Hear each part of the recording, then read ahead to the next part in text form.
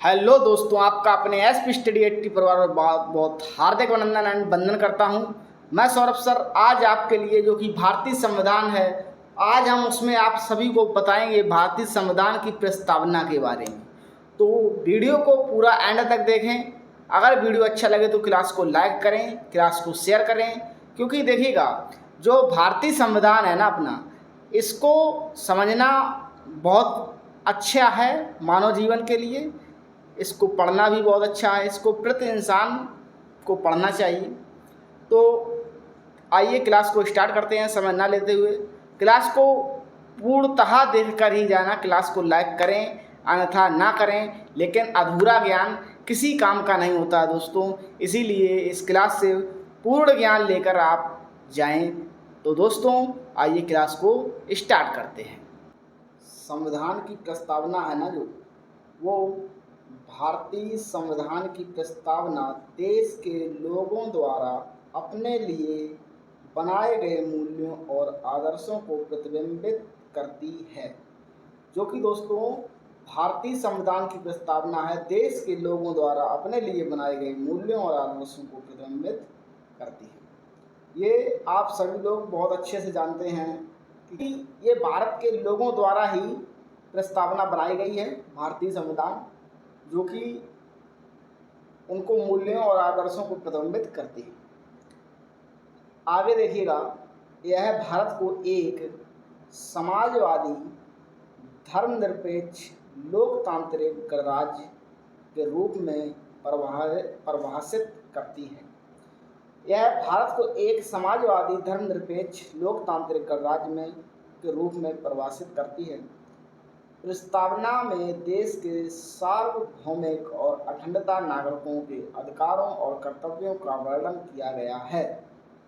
तो देखिएगा दोस्तों, प्रस्तावना में देश की समृद्धि और विविधतापूर्ण सांस्कृतिक विरासत को भी दर्शाया गया है।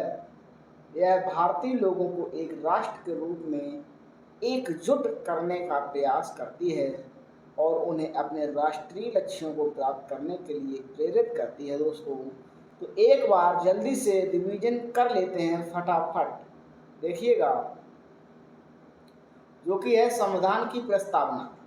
ये संविधान की प्रस्तावना है। भारतीय संविधान की प्रस्तावना देश के लोगों द्वारा अपने लिए बनाए गए मूल्यों और आदर्शों को प्रतिबिंबित करती है।